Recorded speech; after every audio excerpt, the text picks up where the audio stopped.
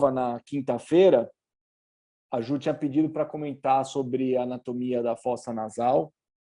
Então, eu vou falar o que tem além do que a gente já sabe do nariz, o que tem atrás das paredes.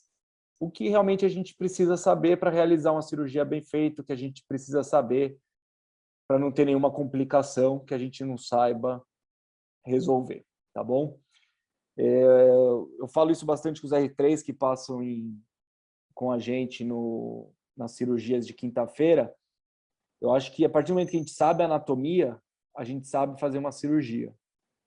Complicações, intercorrências sempre vão acontecer, mas você se sente muito mais seguro e você sabe resolver quando tiver alguma complicação. Se quiserem, pode ir parando, pessoal, durante que a gente for falando, pode ir tirando dúvidas, que eu acho que é até mais fácil, tá? Se tiver algum questionamento, alguma questão, se quiserem pôr no escrito aí, vocês põem, e aí a Ju e a Mari falam, tá? Então vamos fazer assim que eu acho que fica um pouquinho melhor. Bom, eu gosto muito dessa frase do Leonardo da Vinci: os que se encantam com a prática sem a ciência são como os timoneiros que entram no navio sem timão nem bússola, nunca tendo a certeza do seu destino. Ou seja, se você não sabe anatomia, você não vai saber fazer uma cirurgia bem feita, porque você não sabe onde você está. Resumidamente, é isso. Então, toda vez que eu vou falar sobre a anatomia da fossa nasal, além dos seios paranasais, eu gosto de fazer as divisões que foi feita por Cassan e colaboradores em 2005, na qual ele divide em linha média, que a letra A aqui é a região do transfrontal, que a gente fala. Então, esses são os acessos que a gente faz pela base do crânio. O B é o transcribiforme, que vai ser a cirurgia que a gente vai realizar na quinta-feira, do esthesioneuroblastoma, se tiver vaga de UTI. O C é o transplano.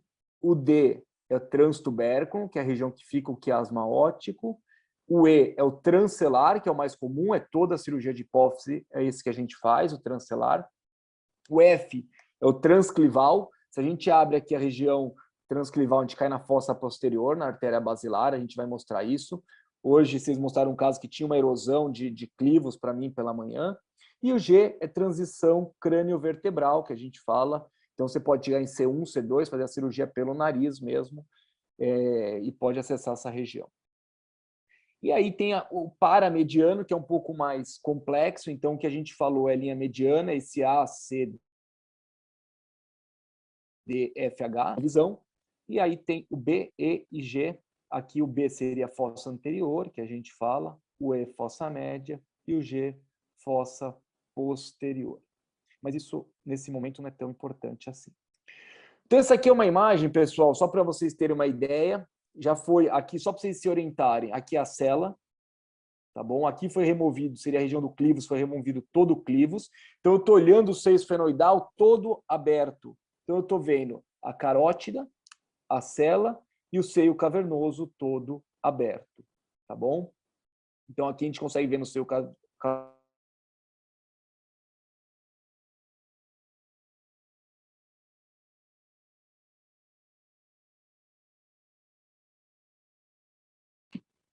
Travou.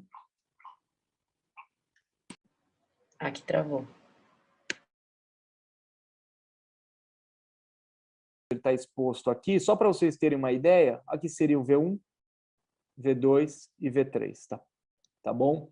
E aqui o sexto nervo. Então, a gente está olhando, abrimos já toda a fossa nasal, toda a região do esfenoide, a gente está vendo a parede posterior do esfenoide e parede lateral. É só para vocês terem uma ideia aí dessa visualização.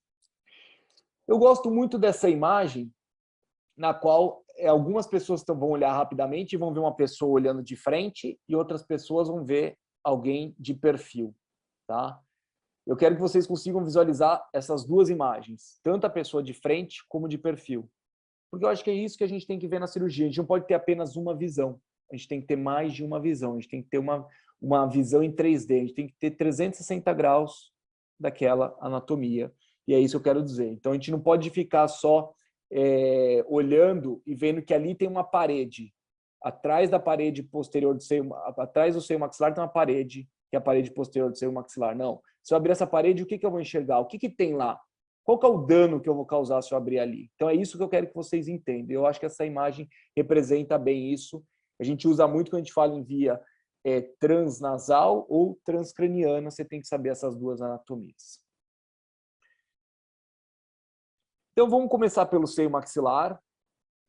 Essa aqui é uma imagem, pessoal, só para vocês entenderem. Então, aqui é o assoalho do seio esfenoidal.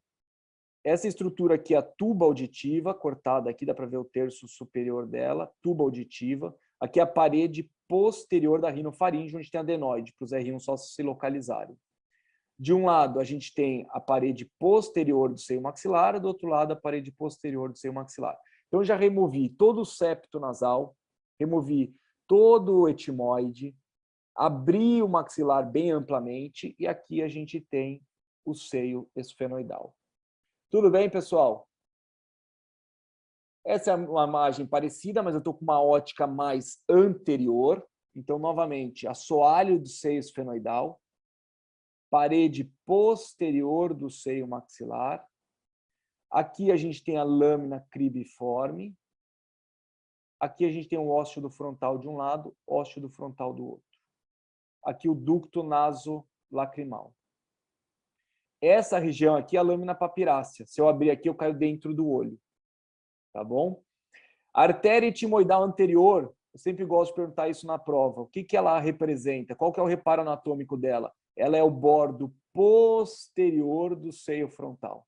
Então, ela é o limite anatômico do seio frontal, mas é o limite posterior. Se eu vou abrir depois da artéria etimoidal anterior, eu vou cair dentro da base do crânio. Então, quando a gente está abrindo frontal nas cirurgias, eu sempre falo isso. Olha a artéria etimoidal aqui, quando dá para a gente ver bem nitidamente. Se você for para posterior e abrir, você vai cair na base do crânio e fazer uma fístula. Anterior, não. Tudo bem? Então, bom, essa imagem aqui é uma imagem bem próxima que a gente tem da parede posterior do seio maxilar. Então, aqui a gente tem a parede posterior do seio maxilar, ele todo aberto. Aqui a gente tem o nervo infraorbitário, a gente consegue ver por transparência, tem um osso aqui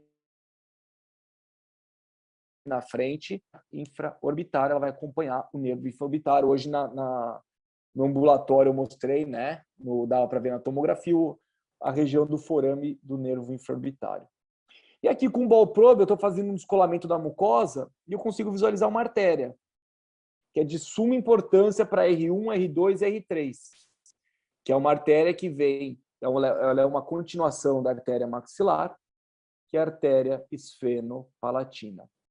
Aí aqui, pessoal, tem uma discordância e o que é preconizado hoje? Que a artéria esfenopalatina, ela bifurca antes do forame esfenopalatino. Então, nesse caso aqui, essa artéria é um dos ramos da artéria esfenopalatina, tá bom? Então, isso é importante vocês saberem. Pode ter diversas ramificações, que vão ser a ramificação da artéria nasal lateral posterior ou artéria nasoseptal, tá bom? Qual que é o reparo anatômico que eu tenho? Isso também é uma outra questão importante de prova. Qual que é o reparo anatômico que eu tenho para identificar o forame esfenopalatino? É a crista etimoidal. Então, um reparo anatômico para a gente identificar o forame esfenopalatino é a crista etimoidal. O que é a crista etimoidal? Essa espícula óssea que a gente está vendo aqui. Tá bom? Então, é uma espícula óssea. Ela é anterior ao forame e vai esconder o forame. Se eu vier com isso e comer isso aqui, eu vou ver exatamente a artéria saindo do forame esfenopalatino. Então, aqui a gente tem a artéria, um dos ramos da artéria esfenopalatina, que ela é ramo maxilar. Tá bom? Tudo bem isso, pessoal? Fica claro? Alguém tem alguma dúvida em relação a essa questão? Isso é importante porque a gente sempre fala, vamos fazer uma ligadura da artéria esfenopalatina, fazer uma ligadura da artéria esfenopalatina. Aliás, dá uma olhada aqui, ó. Olha o que eu escrevi. Tô localizando, achei que tinha posto ligadura de artéria esfenopalatina. Então aqui, vocês vão ver que todos os meus vídeos eu sempre vou mostrar uma dissecção e depois a cirurgia. Por quê? A cirurgia sempre, pessoal, sempre mimetiza a dissecção, tá bom?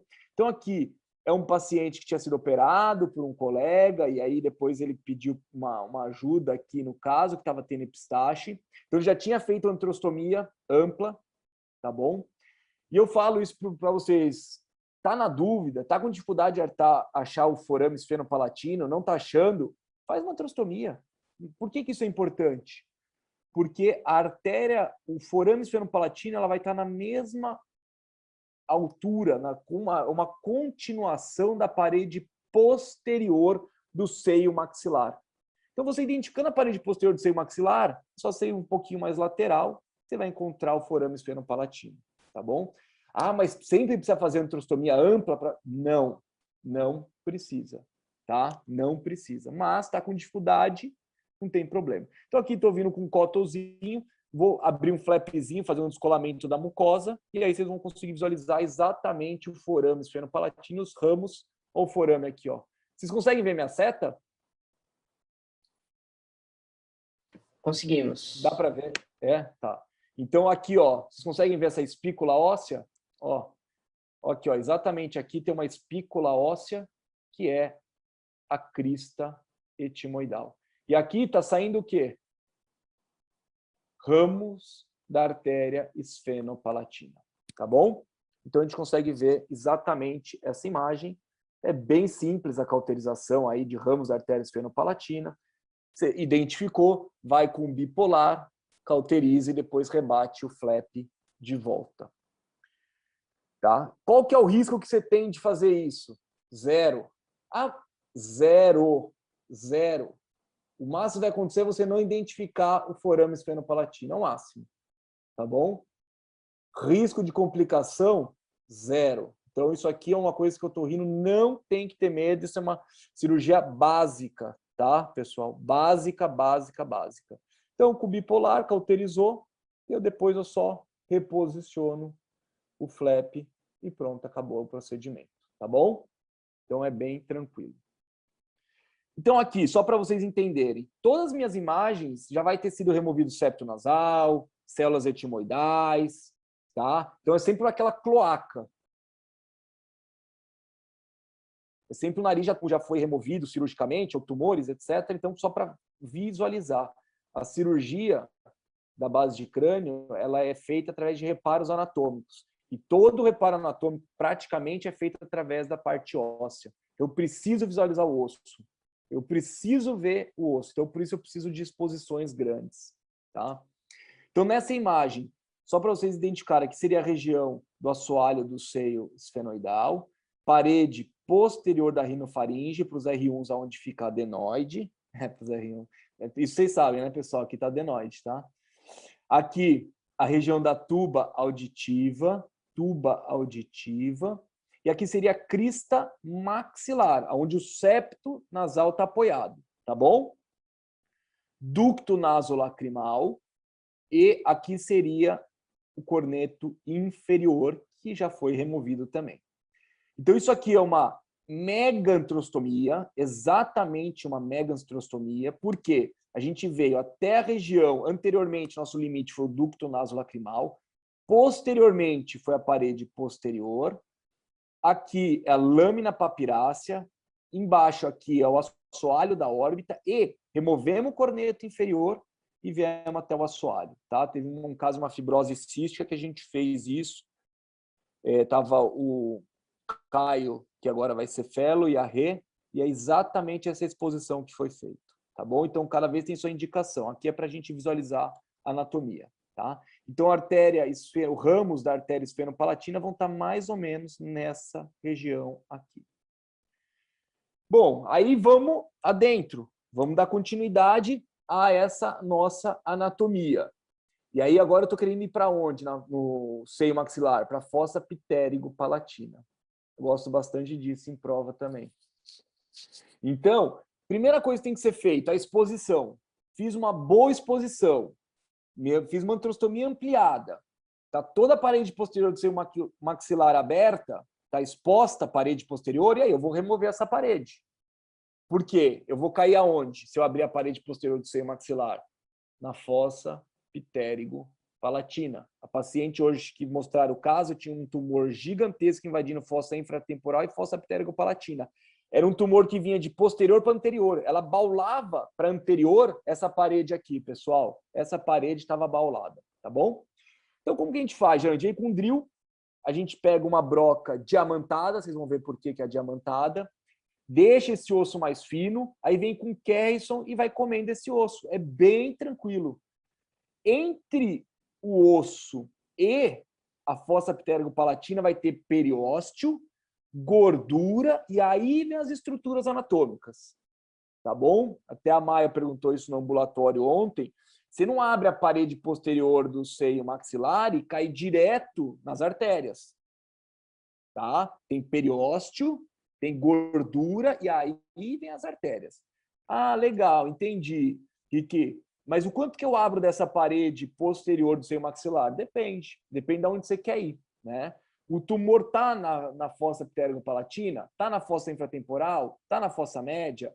É uma fístula de recesso esfenoidal? E aí depende. Então, se for uma fístula de recesso esfenoidal, eu não preciso abrir até a parte mais lateral da parede posterior do seio maxilar. Eu posso vir até a metade aqui. Se é um tumor só na fossa pterygo-palatina ou nasoangiofibroma pequeno, só abre essa região aqui e está ótimo, está super exposto. Agora, se é um tumor de fossa infratemporal, eu preciso estender mais para a lateral. Tá bom? Então, aqui a gente ampliou um pouquinho mais, removeu um pouquinho mais de osso, apenas por exposição. E aqui estão as estruturas que a gente tem na fossa pterygo-palatina. Então, é exatamente essa dúvida, né, que você ficou, né, Maia? Falou, mas aí tira o osso. Aqui já limpamos, já removemos periósteo, tiramos gordura. Tudo aqui fica preenchido de gordura. Toda essa região, você não vê nada, é tudo gordura. Tá? Para fazer a remoção disso aí é mais de uma semana na dissecção. Eu entendi depois, chefe, mas eu ainda acho muito estranho que vai passar um retalho aí por dentro. Mas tudo bem, eu vi comigo e eu superei. O questionamento da Maia é bem pertinente. Demorei bastante tempo para entender também, Maia. Acho que não é tão simples assim. Tem uma paciente passando no ambulatório que ela tem uma fístula de recesso lateral do esfenóide, ela já operou 2 vezes, 2005 e 2007. Então, não dá mais para a gente fazer o retalho nasoseptal para fechar. Então, o melhor retalho que a gente indicou aí é o temporoparietal. É um retalho que a gente faz uma incisão hemicoronal no paciente, descola todo o couro cabeludo e pega a fáscia temporal, que está nessa região aqui, que é um retalho que ele é pediculado na artéria temporal superficial, tá bom? Que vai passar nessa região. Aqui, a gente tem um arco do zigoma, tá? E a fáscia do músculo temporal está acima dele. Se vocês olharem o néter, vocês vão ver exatamente acima. Então, aqui está o arco do zigomo, vocês estão, dá para ver eu mostrando aqui com o meu dedo. E aqui, se vocês palparem aqui, é músculo, tá? Tem uma fáscia nessa região. A gente descola toda essa fáscia e vem por baixo do arco do zigoma e vai sair aqui nessa região. E aí a gente vai fechar o retalho, ou a fístula licórica. Vai passar, Maia, nessa região aqui, tá? Ele vai sair exatamente nessa região aqui. Como que a gente faz essa passagem? A gente sutura uma sonda no retalho e vai de fora, né, do crânio para dentro do nariz e vai empurrando, vai empurrando, vai empurrando, e ele vai sair aqui. Existe risco de sangramento? Lógico que existe, tá? Mas é muito delicado esses movimentos, não é nada grotesco, e se sangrar está na nossa mão. A artéria maxilar, a artéria, os ramos dela estão todos na nossa mão, tá bom? Então fica mais tranquilo da gente conseguir fazer um controle aí de toda a situação, já tá aberto e tudo mais, tá? Nesses casos, a gente não vai tirar gordura por gordura, nada disso. A gente só tira o periósteo para a sonda poder passar com facilidade. E ela passa, tá? Ela passa com bastante facilidade. Obrigada, chefe. Deu para entender melhor. Juro que deu. Agora foi. É meio complexo assim, de entender, mas juro que dá certo. Não, eu acredito. É que a minha impressão é que o retalho ia passar pelo meio dessas artérias. E agora deu para entender que tem uma camada de gordura ainda para segurar. Tem, mas ele vem de posterior para anterior, tá? Então ele passa por essas artérias mesmo, mas é um movimento delicado, fino, não tem maiores problemas, tá bom? Perfeito, deu para entender sim, obrigada. Bom, então aqui a gente tem a artéria maxilar, tá bom? Essa aqui é o terceiro segmento da artéria maxilar, que é um ramo da artéria carótida externa. Essa aqui é a artéria palatina descendente. Essa aqui é a artéria palatina maior e a artéria palatina menor.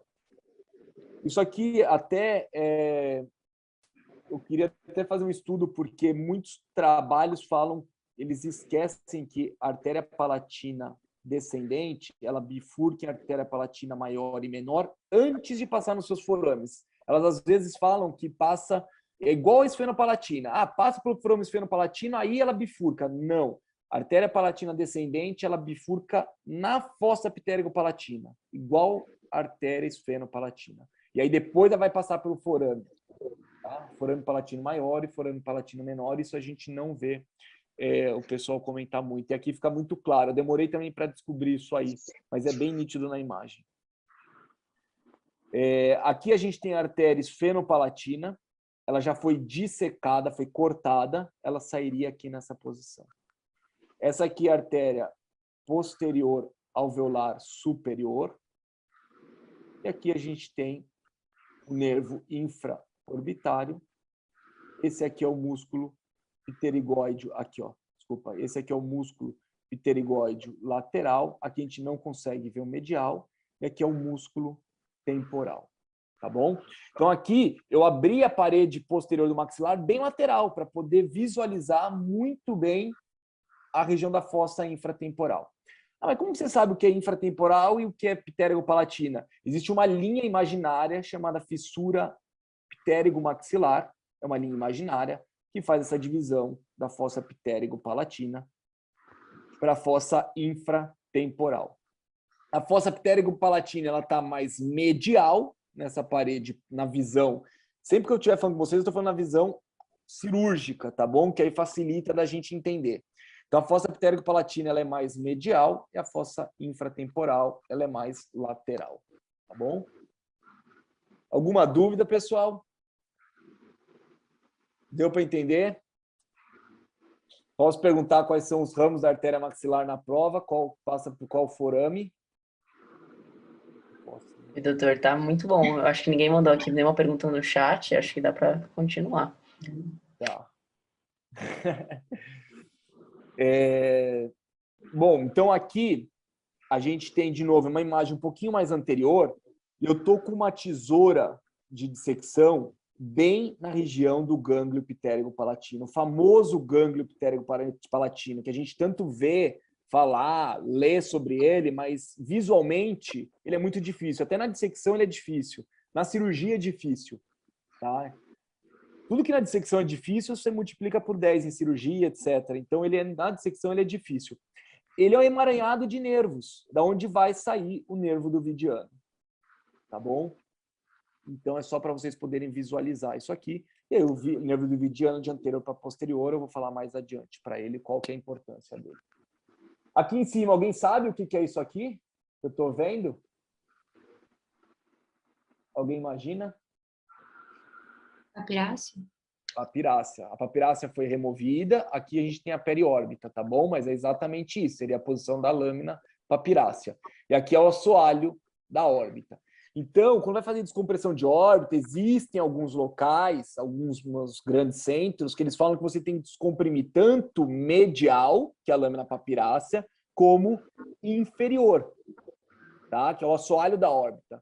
Porém, existe o risco de desabar o olho, do olho cair. Então, eles falam para deixar uma travezinha óssea nessa posição. Seria para dar uma segurada e não desabar a órbita e não afundar, tá? Bom, então aqui eu estou mostrando essa dissecção, cortou o gânglio ptérigo-palatino, e aí a gente consegue ver uma estrutura vindo aqui atrás, que está vindo lá do nervo do seio cavernoso. É um forame.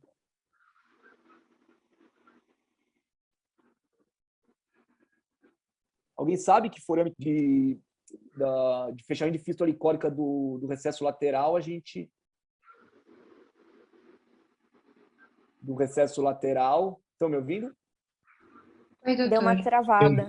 Travou. Você pode repetir a pergunta de novo? Porque Tem um forame nessa região aqui que passa um nervo que vem do seio cavernoso. Alguém sabe o nome? A gente visualizou. É o forame redondo, chefe. Isso. Qual é o forame redondo? Qual nervo que passa nessa região, Maia? O V2. Perfeito. Muito bom. Excelente.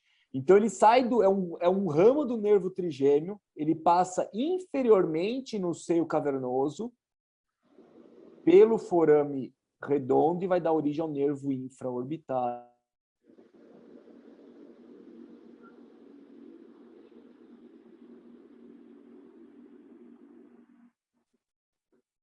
E baixei as estruturas da fossa ptérigo-palatina, as artérias que a gente tem nessa região, e aí eu consigo ver exatamente o forame redondo e a continuação dele, que é o nervo infraorbitário.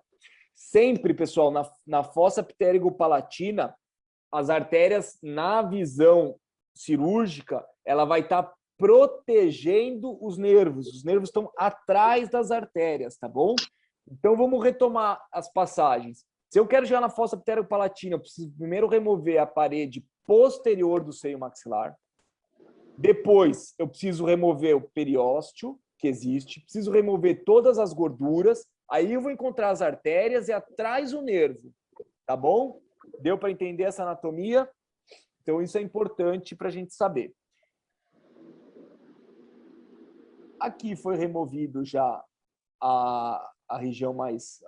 Descemos um pouquinho mais aqui, né? Então, a gente consegue visualizar o músculo temporal, exatamente assim aqui. O músculo pterigóide lateral. E o medial, ele vai vir...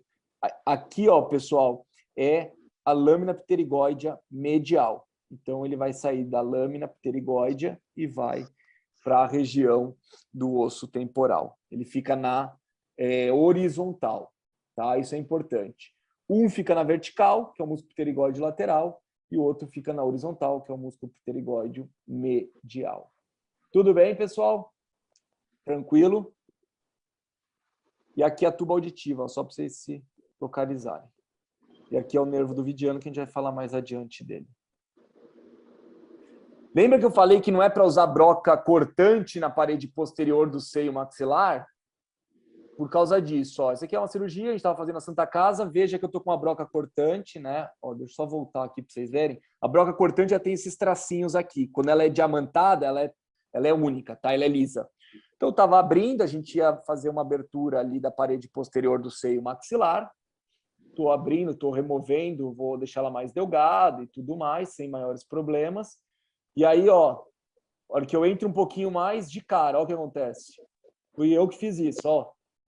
Eu peguei a artéria. Não precisa ter pânico, eu sei aonde eu tô, né? Todo mundo, é a maxilar, é a maxilar. Não é a maxilar, não é a maxilar. Provavelmente a artéria palatina descendente. Como é que eu sei? Pela proximidade lateral que ela tá. A maxilar está mais medial, tá bom? E aqui a importância de trabalhar a 4 mãos. Eu deixei o tempo correndo aqui, contínuo, para vocês terem uma ideia de tempo que demorou isso aí. Então, com o aspirador eu estou aspirando e com o bipolar eu estou trabalhando para fazer a cauterização enquanto estão me camerando, tá? Tem um colega aqui que está fazendo a câmera. Se eu tivesse com uma mão só, com a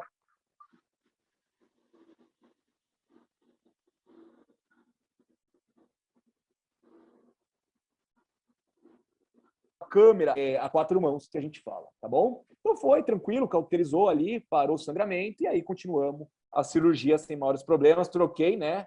Peguei uma broca diamantada, aí sangra um pouquinho de novo e a gente vai trabalhando sem maiores problemas. Vamos cauterizar de novo, deixa eu adiantar aqui, cauterizar de novo. Aí parou e aí começo a abrir essa parede posterior do seio maxilar. Então, estou removendo toda essa parede posterior. Olha o periósteo aqui atrás, ó. Tem um periósteo aqui, tá? Então, ó, você vê que eu passei ali o meu ball probe e estou protegido. Aqui eu já começo a querer ver a gordura, ó, onde eu cauterizei, porque eu furei o periósteo. Então, aqui eu já começo a ver um pouquinho de gordura. E aí a gente vai abrir essa parede posterior. Então, você vê que a cirurgia segue sem maiores intercorrências. Mas a importância de trabalhar a 4 mãos, tá bom? E aí o Keison, que eu gosto bastante também, tá? E aí a cirurgia prosseguiu sem maior dificuldade. Provavelmente a artéria maxilar vai estar passando nessa região aqui, ó, mais lateral, Tá bom? Ô, chefe, Bom. tem uma pergunta. Vai lá. É o Caio aqui. Nesse acesso, é todo endonasal ou é também usado o Caudelute? Não, todo endonasal, tá? Varia muito, Caio, do tipo de tumor que você tem, do que você quer fazer, do que você vai remover, tá bom? Esse caso aqui é o nasoangiofibroma, que foi feito um Caudeluc, tá? Entramos tanto pela fossa nasal como pelo Caudeluc. Eu, particularmente, prefiro fazer um acesso pré-lacrimal, que a gente fala, ou seja, eu prefiro abrir a parede medial do seio maxilar até mais anterior que o ducto nasolacrimal, que eu consigo ter um corredor melhor para chegar nessa região. Nesse caso aqui, o Dr. Takara, que tinha começado a cirurgia, ele preferiu fazer um Caudeluc. Nesse caso, foi ótimo. Vocês vão ver aqui o porquê. Foi muito bom isso que aconteceu. Ajudou a gente bastante. Então, era um nasoangiofibroma, um tumor grande, que vocês vão ver aqui. Eu vou adiantar aqui, porque senão fica muito longo a cirurgia. Então, aqui vocês estão vendo o nasoangiofibroma na região da fossa. Ó, aqui ele está colado na artéria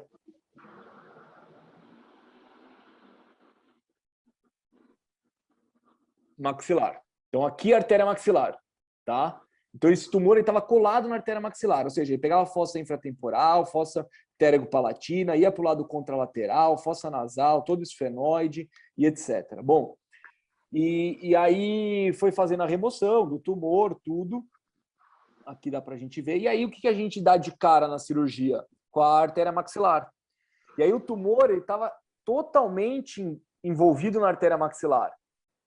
E aí, a gente teve que fazer uma dissecção do tumor da artéria maxilar.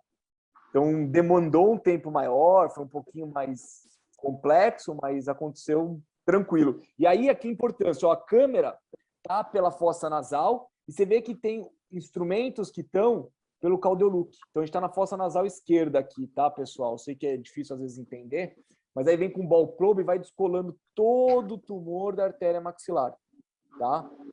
Então, nesse caso, foi super bom, super importante o Caudeluc, tá? Aí, nesse caso, a gente acabou clipando a artéria, né, que a gente achou mais seguro, uma santa de uma auxiliar lá, pegou um clipe da pediátrica e deu pra gente, a gente colocou no instrumento que tinha lá no mixer e acabou dando certo. Aí, só que a gente, você vê pulsando, né? A gente não sentiu seguro e acabamos ligando mesmo ela. Deixa eu ver aqui, ó. A gente acabou ligando ela com o mixer, a gente passa o algodão zero. Tá aqui na ponta do mixer. Aí vai vir pelo, ó lá, tudo pelo Caudeluc. Com um Kellyzinho a gente pegou. Então, e aí acabamos conseguindo dar os pontinhos aí e ligar ela, e aí a gente ficou mais seguro, que a gente ficou com medo do clipe soltar, não era o clipe específico e tudo mais, tá? E aí acabou dando certo aí. Deixa eu passar um pouquinho aqui, não perder muito tempo, dar os 3 pontinhos básicos. E aí, ó, a gente depois queimou mesmo, aí ligou mesmo a artéria, ela ficou pulsando aqui, ó, quer ver, ó? Deixa eu passar aqui. Aqui, ó, estamos ligando, aqui é um bipolar, estamos fazendo a desconexão mesmo dela. Olha o coto dela aqui, ó, esse é o coto da artéria maxilar. Olha ela pulsando aqui ainda, né? Mas aí a gente estava seguro já, sem maiores intercorrências, aqui é o pós-operatório da paciente, com pós-imediato, né? Teve um resultado bom. Bom, então falamos da região do maxilar, fossa pterygo-palatina, fossa infratemporal. Dá para a gente ir mais adiante na fossa infratemporal, tá, pessoal? Mas acho que começa a ficar muito profundo, acho que não tem necessidade, só para vocês entenderem essa anatomia. Aí vamos para o seio etimoidal. Eu costumo dizer que o seio etimoidal é a zona de conforto do otorrino, onde ele se sente confortável. Ele sabe o que tem superiormente, que é a base do crânio, ele sabe que lateral tem a lâmina papirácea, e sabe que inferior e medial ele pode trabalhar sem maiores intercorrências. Então, onde ele se sente confortável.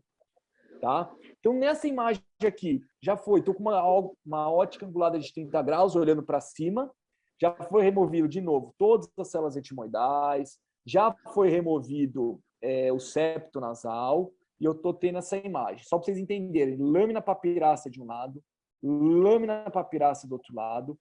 Aqui atrás é o seio esfenoidal. Alguém sabe o que é essa estrutura aqui? Essa.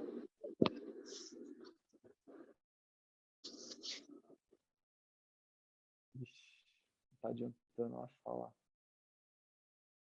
É a cela. Tá? Aqui é a cela. Aqui a gente tem a artéria carótida interna, de um lado, artéria carótida interna do outro. Aqui é o nervo óptico, a gente vai falar mais adiante, e tem uma estrutura aqui que é um recesso. Alguém sabe que recesso que é? É o recesso óptico-carótido lateral, chefe. Boa! Acho que só estou eu e você nessa aula aqui, hein? Eu Tá aí? fiquei com vergonha de responder, então eu vou ficar parecendo puxa-saco. Eu não quero. Não é a intenção. É que a cela era para os R2 terem respondido, né? Eu fiquei esperando também.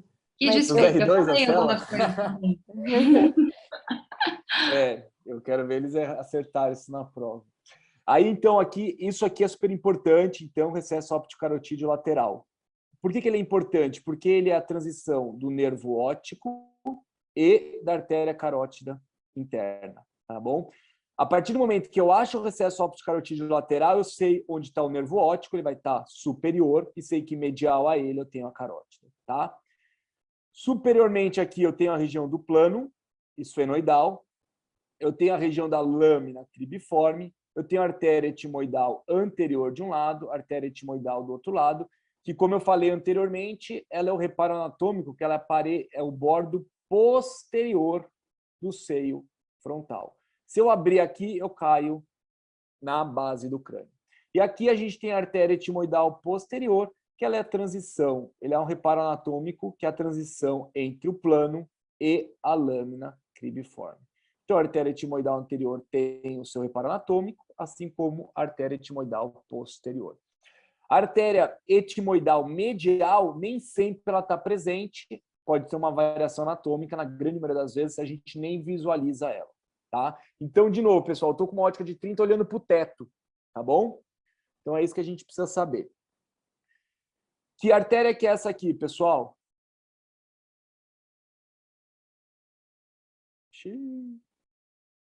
Aqui é o seio frontal. Que artéria que é essa aqui? Etimoidal anterior. Isso. Que estrutura que é essa aqui? É o acesso que a gente vai fazer quinta-feira. Que região que é essa aqui? Placa cribiforme. Isso. Cribiforme. Perfeito, lâmina cribiforme. E aí, entre a região que a gente chama de fova etimoidal, tá? Teto etimoidal não existe, tá, pessoal? É a região de fova etimoidal e a lâmina cribiforme, existe uma conexão que chama lamela. Alguém sabe? Lateral. Lateral da lâmina cribiforme. Isso, lamela lateral da lâmina cribiforme. Não precisa, é um nome estranho, mas ela é simples. Aqui é a lâmina cribiforme, é a lamela lateral dela, é isso. E aqui que é a importância do Keros, Keros tipo 1, Keros tipo 2 e Keros tipo 3, tá?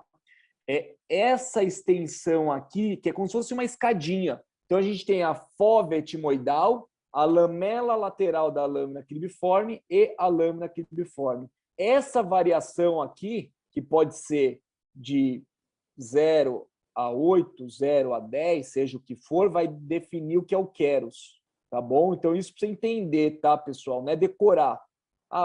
De 0 a 3 é Keros tipo 1, de 4 a 7 é Keros tipo 2 e acima de 7 é Keros tipo 3. Tá, mas o que é o Keros? O Keros é a lamela lateral da lâmina cribiforme, tá bom? Quanto maior essa lamela lateral, mais fácil a chance de você entrar na região da base do crânio. Essa região é extremamente fina mesmo, é uma casquinha de ovo, tá bom? Tudo bem? Deu para entender, pessoal? Aqui, eu tô com um cóton, eu tô fazendo a remoção de uma estrutura aqui. Vocês conseguem identificar que estrutura que está sendo removida?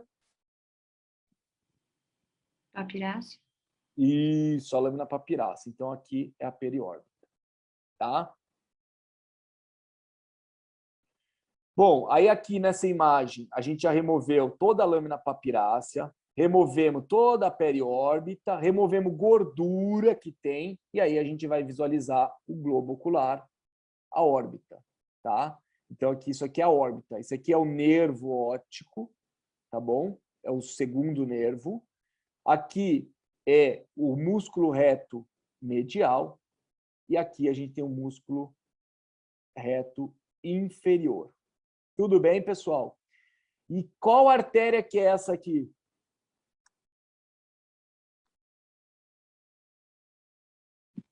Aqui é o frontal. Etimoidal anterior. Anterior. Isso.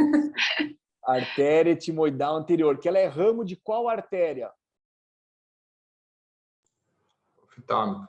Isso, que é ramo de qual artéria?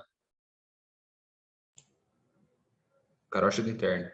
Isso, perfeito. Então vamos lá. Artéria carótida interna vai dar o ramo da artéria oftálmica, um ramo direto. Ela vai passar por dentro da órbita, que aqui está a artéria etimoidal, a artéria oftálmica. E aí ela vai dar o ramo artéria etimoidal anterior e artéria etimoidal posterior, que aqui não dá para ver, tá bom? Então, esse é o risco que a gente fala de, às vezes, você puxar a artéria etimoidal anterior e ela sangrar para dentro da órbita, porque é da onde ela está vindo. Tá? Ela vai sangrar aqui dentro. Tá bom, pessoal? E aí, aquela questão de fazer a descompressão, remove a lâmina papirácea, já abre a periórbita para evitar que o paciente tenha a perda visual definitiva. Tá? Você fazendo essa descompressão já ajuda bastante o paciente. Tudo bem? Então, isso é importante de saber também. Bom, então aqui é o seio. Bom, vamos entrar no seio esfenoidal. Está faltando imagem aqui. Bom, aqui a gente já comentou, vou passar um pouquinho para não atrapalhar muito, mas de novo, artéria carótida interna, nervo óptico, aqui é o quiasma, né? Vai dar origem ao nervo óptico, recesso óptico carotídeo lateral de um lado, recesso óptico carotídeo lateral do outro lado. Nem sempre isso é visível, isso depende da pneumatização do paciente, tá? Quando a gente identifica esse recesso óptico carotídeo lateral, a gente identifica o nervo óptico e a gente identifica a artéria carótida interna. Região da cela, embaixo da cela, o clivus, tá bom? A carótida, ela faz aqui um C que a gente fala, é o segmento cavernoso dela, é a porção paracelar. Eu vou falar adiante, depois ela continua como porção paraclival. Eu vou falar isso várias vezes para vocês até o final. Essa é a mesma imagem, mas um pouquinho mais anterior, só para vocês verem a relação anatômica com a parede posterior do seio maxilar e com a lâmina papirácea.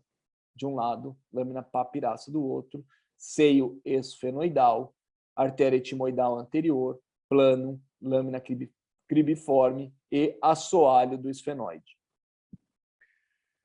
Tudo bem aqui, pessoal? Só para vocês terem uma ideia da dimensão aí, quando a gente vê a parede posterior do maxilar, vocês poderem se localizar. Então, aqui é a mesma imagem, mostrando a artéria etimoidal anterior, artéria etimoidal posterior, seio frontal, lâmina cribiforme, papirácea de um lado e do outro. Essa aqui é só uma amostra aqui, pessoal, para vocês entenderem, ó, por essa imagem aqui, ó, aqui está a cela, aqui está a carótida. Quando tu quer fazer uma descompressão do nervo óptico, é diferente de descompressão de órbita, descompressão do nervo óptico. A gente teve um caso que a gente fez na Santa Casa, foi uma paciente que internou com perda visual súbita à esquerda, foi em outubro, novembro do ano passado, e na ressonância a gente via que ela tinha uma mucocele no nervo óptico. A hora que a gente abriu remover uma mucocele, a gente visualizou o nervo óptico totalmente exposto na região. Então, nesse caso, a gente consegue visualizar a carótida e vai estar acima dela aqui, tá? Caso tivesse que fazer a descompressão em si, a gente tem que drilar todo o osso, expor a dura mater, remove a dura mater e aí a gente consegue visualizar a dura mater, o nervo óptico, tá bom? Só para vocês terem uma ideia aí. Bom, em relação à artéria etimoidal anterior, a localização dela, então ela vai passar, a gente consegue visualizar bem ela de novo, ela é o ramo posterior, ela é a porção posterior do ósseo do frontal. Esse aqui é um caso que o paciente estava tendo epistaxe, é a mesma da anterior, tá? Eu liguei a esfenopalatina, mas não fiquei seguro que era de lá, e aí resolvi atrás da artéria etimoidal. Então, complementei a sinusectomia e aí identifico na base do crânio a artéria etimoidal, tá bom? A artéria etimoidal, a artéria etimoidal anterior, ela passa na base do crânio, ela vem da órbita, como a gente já comentou, porque ela é ramo da artéria oftálmica. Em alguns casos, ela não fica grudada na base do crânio, às vezes ela está no meio do etimoide, tá? Ela é fácil de ser identificada na tomografia. Quando a gente vê um biquinho na região da órbita, e a gente consegue visualizar o músculo reto medial da paciente e o oblíquo superior dela, a gente consegue ver esse biquinho, na grande maioria das vezes, é onde vai sair a artéria etimoidal anterior. Isso na tomografia, tá? Na cirurgia, qual que é, na minha opinião, o jeito mais fácil de fazer? É a gente ir atrás da base do crânio, expor a região do osso. Lembra que no começo da aula eu falei que cirurgia de base de crânio, as cirurgias nessa região, a gente se baseia por reparos anatômicos, basicamente. E os reparos anatômicos são ósseos. Então, eu expondo toda a base do crânio, eu vou identificar a artéria etimoidal anterior, que foi isso que aconteceu. Então, de novo, né, dissecção, mimetizando a cirurgia. Então, eu completei a sinusectomia, que tinha algumas células etimoidais ainda que não tinham sido removidas, e aí eu expus toda a base do crânio. E aí eu identifiquei a artéria etimoidal. Então, identificando a artéria etimoidal, a gente vai fazer a ligadura dela. Só que ela fica num canal ósseo, né? Então, a gente vai esqueletizar ela. Então, agora com um cótonzinho, a gente faz a remoção dela. Aqui é a órbita, tá? Você vai ver que daqui a pouco eu vou apertar para ver se eu estou na posição certa, se eu estou anatomicamente correto, onde eu estou vendo, ó, palpando a órbita, vamos ver se eu identifico. Vai mexer aqui a região da órbita, que saiu um pedacinho da lâmina papirácea, ó, vai mexer aqui. Olha lá.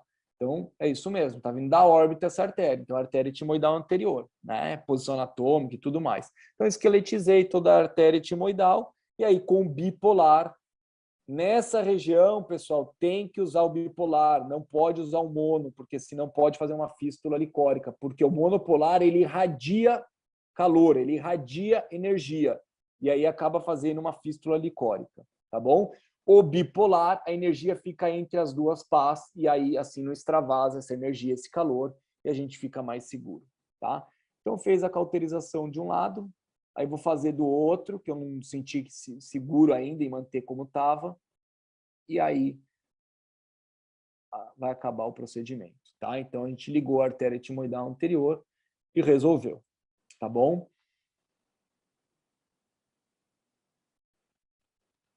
Bom, em relação à região do frontal, o que é importante a gente lembrar? Os DRAFs, né? A gente já falou bastante da artéria etimoidal anterior, a gente precisa lembrar dos DRAFs.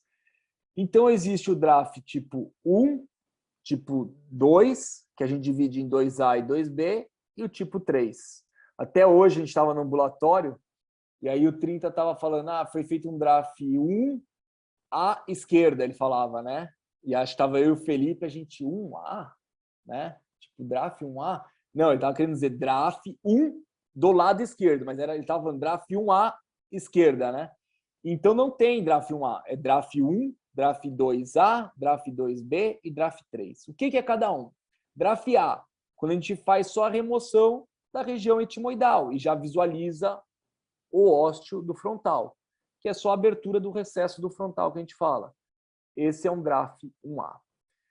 O DRAF 3 é quando a gente faz a comunicação do lado direito com o lado esquerdo. Você vai ver, eu vou mostrar a imagem ali para vocês, tá? Então, eu comunico o lado direito com o esquerdo. Então, esses são bem fáceis de lembrar. DRAF 1 só remove as células região etimoidal, é a abertura do recesso do frontal. Ponto. O DRAF 3, você faz a comunicação do lado direito com o lado esquerdo, que é o que a gente vai precisar fazer na quinta-feira para fazer o pericrânio do paciente. E o que a gente precisa decorar? O DRAF 2. E aí precisa decorar uma palavra no DRAF 2, corneto médio. Por que isso? Porque o DRAF 2A ele vai da lâmina papirácea até o corneto médio. O DRAF 2B ele vai da lâmina papirácea até o que a gente fala septo nasal, tá? Que seria nessa região aqui, que é a lâmina cribiforme, tá bom? Então, é muito simples. DRAF 1 abre a recesso do frontal, são as regiões etimoidais. Visualizou o ósseo, acabou. DRAF 3 comunicou o lado direito com o lado esquerdo. DRAF 2, existe o 2A e o 2B, memoriza corneto médio. Lâmina papirácea até corneto médio, 2A. Lâmina papirácea até septo nasal, DRAF 2B. Tá bom, pessoal? É bem simples de memorizar isso, tá? E aí, esse aqui é o DRAF 3. Então, a gente fez a comunicação do lado direito com o lado esquerdo. Tá bom? Alguma dúvida em relação ao DRAF? Alguma pergunta? Acho que não, doutor. Tá. Então, aqui a gente tem a lâmina cribiforme. Tá bom, pessoal? Alguém sabe me dizer o que são essas coisinhas brancas aqui que a gente está vendo? Terminais olfatórios. Isso, são os filamentos olfatórios. Então, a lâmina cribiforme é como se fosse uma gaze. Ela é toda cheia de rendinhas, nesse formato aqui. E as lâminas olfatórias passam no meio dessa região. Então, tudo isso aqui são filamentos olfatórios, tudo. Por isso que o paciente, quando ele tem um trauma crânioencefálico, que pode fazer esse movimento aqui, o cérebro, pode fazer uma lesão dos filamentos olfatórios por cortar mesmo, exatamente essa guilhotina, vamos dizer assim, que pode acontecer.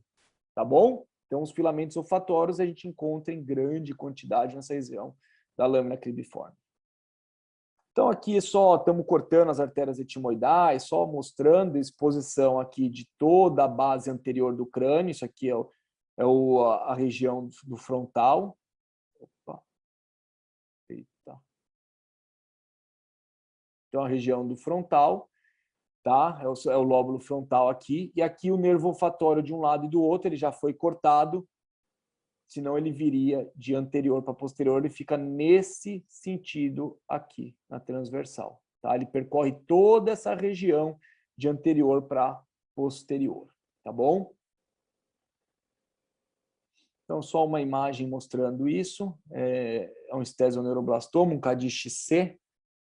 CADIX-C é quando tem invasão intracraniana. Então, de novo, né? A anatomia, a dissecção sempre mimetizando a cirurgia. Então, aqui, toda a base anterior do crânio exposta, já foi removido o tumor. Aqui, todo o cérebro, todo o lóbulo frontal exposto. Aqui é gelfuan, que a gente coloca tanto para dar suporte para os retalhos como para melhorar o sangramento. E aí, o grande segredo aqui, a grande dificuldade, é a gente fazer o fechamento dessa base anterior do crânio, que está bem exposta. A gente, na Santa Casa, fecha em 3 camadas, pessoal. Face a lata, que é essa que a gente está colocando aqui. Então, a gente coloca em lei, vou adiantar um pouquinho. Então, coloca ela em lei, na região. Aqui não dá para ver, mas o frontal estaria anterior aqui. Então, a gente coloca toda essa face a lata em lei para dar um suporte. Vamos colocando, como já se fazendo uma timpanoplastia, né? Vai tapetando ele dentro do cérebro, aí no caso, tá? Aí a gente vai fazer uma segunda camada com o pericrânio, que a gente faz um corte bicoronal, que a gente fez no paciente, pega toda aqui o pericrânio, faz uma janelinha na região do frontal, por isso precisa fazer o DRAF 3, e aí com uma sondinha, ó, igual a gente faz um temporoparietal, a gente vai tracionando para dentro do nariz. Então a gente vai tracionando para dentro do nariz, aí pega a sondinha lá dentro do nariz, e o retalho vem preso nessa região. Deixa eu adiantar aqui. E aí ele já vai para dentro do nariz e a gente consegue posicioná-lo dentro do nariz. Então aí a gente fecha a região da base do crânio, e aí, por fim, se possível, quando é possível, a gente coloca ainda o naso septal, tá? E aí a gente fica com uma segurança maior. Bom, nervo do vidiano. O nervo do vidiano, ele é um nervo super importante, que ele vai estar no gânglio ptérigo-palatino, ele vai de anterior para posterior, e ele tem uma importância enorme na cirurgia da base do crânio, que é, ele marca a transição entre a porção paraclival e petrosa da carótida, tá? E como que eu localizo o nervo do vidiano? É muito simples, ele está exatamente, forma um H, que é o assoalho do seio esfenoidal, a parede medial do seio esfenoidal e a lâmina pterigóidea medial. Na intersecção desses 3 ossos, eu vou encontrar o nervo do vidiano. E aqui a importância dele, que ele é a transição da porção paraclival para a porção petrosa. E aqui esse reloginho mostrando que abaixo dele eu posso drilar à vontade que eu não vou pegar carótida. Eu costumo dizer que é o neuronavegador dos pobres. Então aqui, ó, a gente está dentro do seio esfenoidal, aqui é o seio cavernoso todo exposto, aqui é o nervo do vidiano, tá? Então ele vem daquele gânglio ptérigo-palatino que eu falei para vocês, e ele vai de anterior para posterior, justamente na transição da porção paraclival da carótida. Aqui ela faz um sifão e vai para a lateral, para a porção petrosa da carótida. Eu posso drilar aqui à vontade que eu não vou encontrar a carótida. Tá? Então aqui é uma outra imagem mostrando a mesma coisa. Aqui só para vocês verem aquela relação, né, do forame redondo, aqui o nervo do vidiano, aqui é o processo pterigóide, tubo auditivo, eu posso drilar aqui à vontade que eu não vou pegar a carótida. É aqui a fossa ptérigo-palatina. Então na cirurgia aqui, deixa eu adiantar um pouquinho. Então você vê que eu estou com uma broca cortante, diamantada, como a gente falou, a gente vai alisar a parede posterior do seio maxilar, deixar ela mais delgada. Eu vou adiantar um pouco aqui para a gente... Então aqui eu estou deixando ela mais fina, essa parede posterior do seio maxilar, e aí com o Keisson eu vou começar a comer ele. Era um paciente que tinha um tumor no ápice petroso, e a gente, para atingir o ápice petroso, precisa fazer esse acesso que a gente chama de acesso transpterigóide. O acesso transpterigóide é quando a gente faz essa remoção da parede posterior do seio maxilar, porque a gente tem que passar por ele. Então, estou fazendo a remoção da parede posterior do seio maxilar, e aqui o nervo do vidiano. Consigo visualizar o nervo do vidiano, tá? E aí eu vou bloqueando ele até eu chegar na porção paraclival da carótida. Então, ó, todo ele vai sendo exposto, eu sei que aqui vai estar a porção paraclival da carótida. Então, lateral a ele eu posso drilar, inferior eu posso, medial a ele aqui eu posso drilar, inferior também. E eu precisava entrar atrás da carótida aqui, então por isso que eu precisava dissecar todo o nervo do vidiano, para eu identificar onde estava a porção paraclival, e eu entrar por trás dela para fazer a remoção da lesão. Então a gente foi fazendo isso aí até o final, e aqui vê que eu estou drilando já medial a carótida, aqui é a porção paraclival. Então essa é a importância do nervo do vidiano. Bom, vou adiantar aqui para a gente não tomar mais muito tempo. A classificação, os R1 vão ter que saber, os R2 e R3 já sabem. A conchal, pré-celar e celar, hoje divide em celar e pós-celar, isso tem que saber, tá bom? A conchal, quando a gente não consegue visualizar nada, nenhuma anatomia, vou adiantar um pouquinho aqui, pessoal. E a celar ou pós-celar é quando a gente consegue ver toda a pneumatização, consegue encontrar todas as estruturas anatômicas. Isso a gente já mostrou. Então, o nervo óptico, lembra que eu comentei lá atrás do nervo óptico, que às vezes a gente na cirurgia precisa tomar cuidado? Isso aqui era um paciente que tinha uma polipose nasal, ele deu entrada num outro serviço com perda visual súbita, ele tinha operado já 4 ou 5 vezes de polipose nasal e tinha perdido a visão do lado direito. A gente levou ele para o centro cirúrgico, uma polipose maciça, tinha voltado e tudo mais, preservamos aqui o corneto médio, fomos abrindo a região, e aí você vê que a hora que a gente abriu o esfenoide, que é aqui onde a gente está com a pinça, eu começo a puxar uma secreção, já como se fosse uma mucina, né? E aí, a hora que eu consigo visualizar um pouco melhor, eu vejo uma bola fúngica. Você vê esse aspecto aqui é de bola fúngica, tá? Então, a gente vê o que provavelmente a perda do paciente poderia estar relacionado com essa bola fúngica. E aí vou fazendo a remoção, isso já não faria mais hoje em dia, do jeito que eu fiz aqui com a pinça, fazendo essa remoção, eu iria aspirando. E aí com o Kesson eu vou ampliando mais esse esfenoide, visualizando melhor, tendo uma visualização. E olha a reação que acontece aqui, estou dentro do esfenoide, estou aspirando, olha como vou tirar minha pinça rápida aqui, o aspirador, ó. Sair rapidinho com o aspirador, né? De novo, só para vocês entenderem. Eu estou aqui aspirando, vou aspirar aqui essa região, e ó, tiro o aspirador rapidinho. Por quê? Ó, o nervo óptico aqui, ó, todinho deiscente dentro do seio esfenoidal.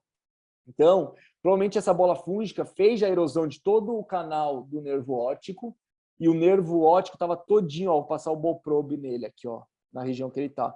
O nervo óptico estava todinho exposto dentro do seio esfenoidal. Aí limpamos, fizemos toda a remoção, tudo mais. Aí estou com o ball probe palpando para ver aonde que estava exposto, era bem o nervo óptico mesmo, né? Então aí eu palpei um pouquinho dele. E limpamos, fizemos toda a remoção, no pós-imediato o paciente já estava visualizando, estava enxergando. Bom, os reparos anatômicos do seio esfenoidal, a gente falou várias vezes aqui, mas só para mostrar numa cirurgia, né? Essa aqui é uma cirurgia de um crâniofaringioma, tem o seio esfenoidal totalmente aberto, dissecção mimetizando a cirurgia. Então, olha lá, região celular, recesso aqui óptico-carotídeo lateral de um lado, recesso óptico-carotídeo do outro, vocês vão ver. Isso aqui é o que a gente precisa abrir na cirurgia.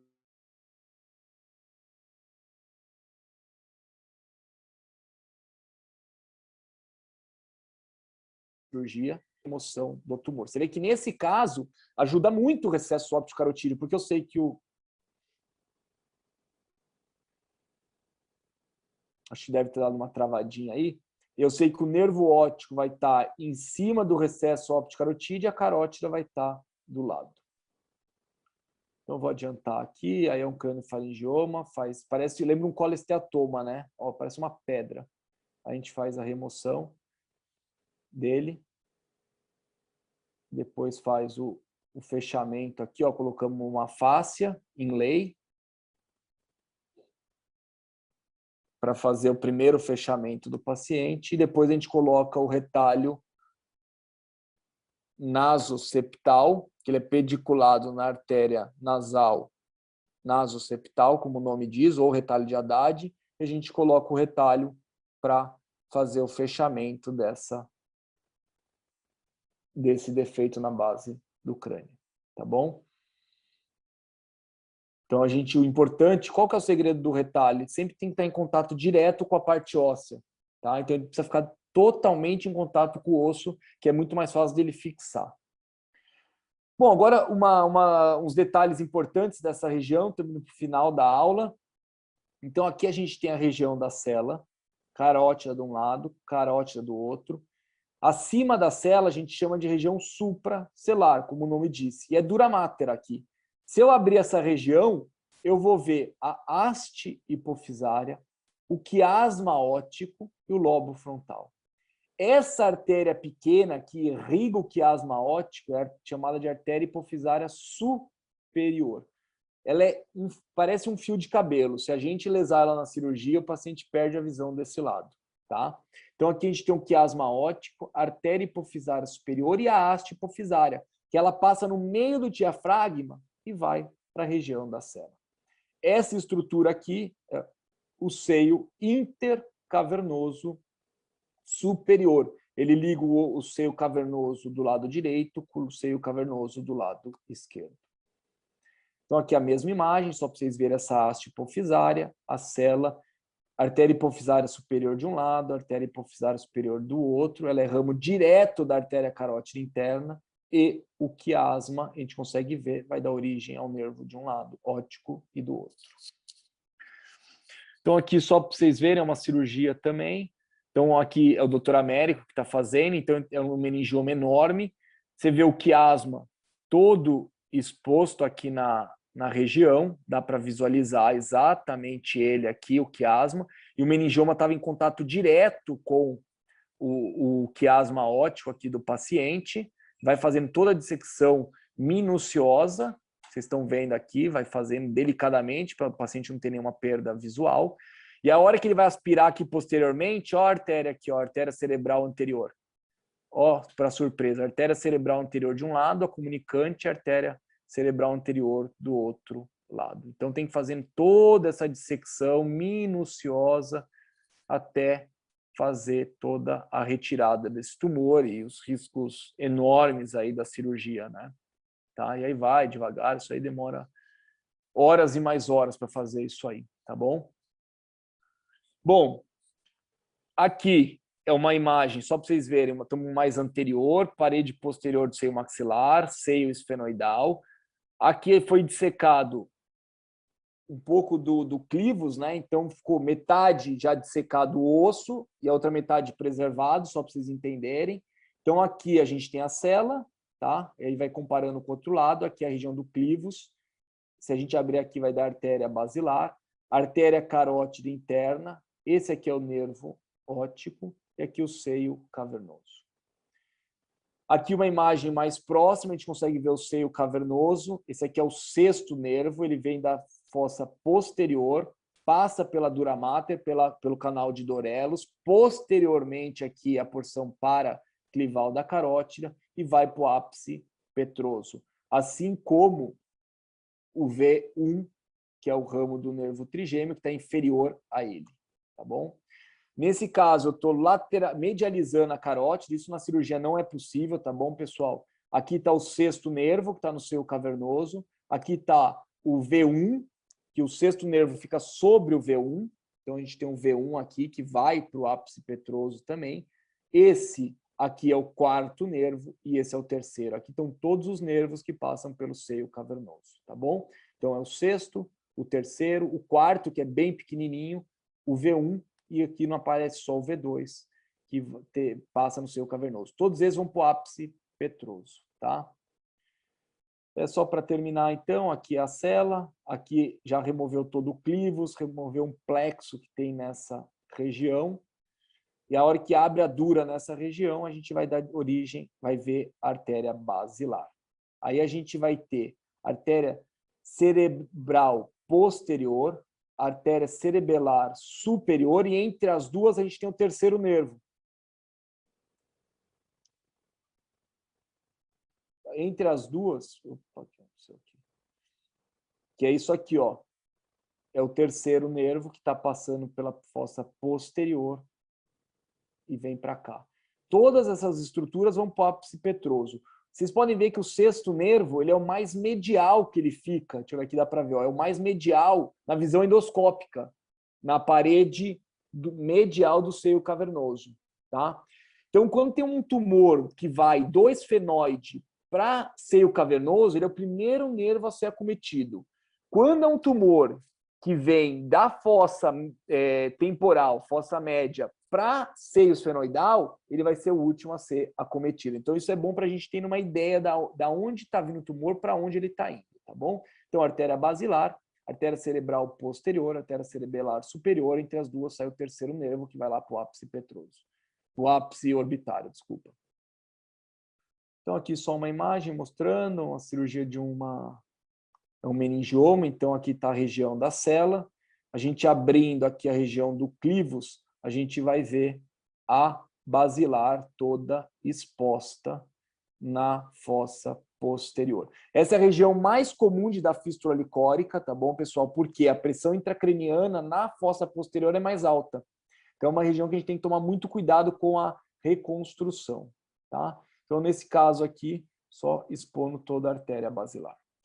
Então, para finalizar, artéria carótida interna, essa aqui é a porção paracelar dela. Por que paracelar? Porque ela está lateral à cela. Essa é a porção paraclival dela. Por quê? Ela está lateral ao clivus.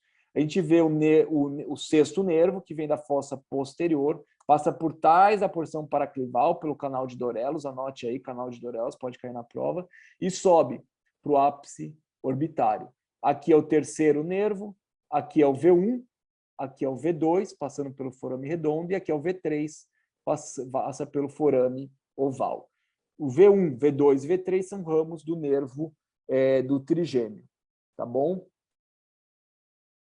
Então, aqui a mesma imagem, carótida, porção paracelar, paraclival e apetrosa. Você vê que aqui é onde o nervo do vidiano vai chegar, que é a transição da paraclival para a petrosa. Então, aqui a gente consegue ver o V1, V2 e o V3 e o sexto nervo sobre o V1. E aqui a artéria oftálmica, que é ramo direto da artéria carótida interna. Tudo bem, pessoal? Essa é a nossa equipe, todo mundo já conhece. Essas frases eu adoro, eu sempre coloco ela. If you fail, never give up, because fail means first attempt in learning. End is not the end. In fact, E&D means effort never dies. If you get no as an answer, remember, NO means next opportunity. Positive thinking. É isso aí, pessoal. É uma aula intensa, eu sei. Ela é com bastante informação. Para os R1s, então, nem se fala. Mas eu acho que ela é importante para a gente poder começar